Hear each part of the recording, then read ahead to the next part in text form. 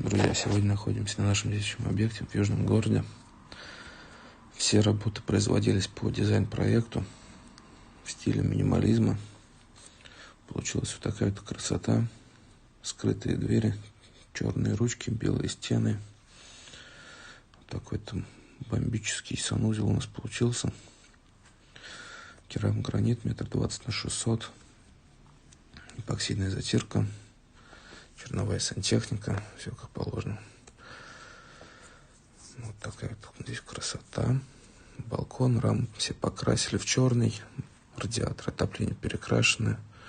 Двери скрытого монтажа. Так закрывается. Обратите внимание, что нет плинтусов.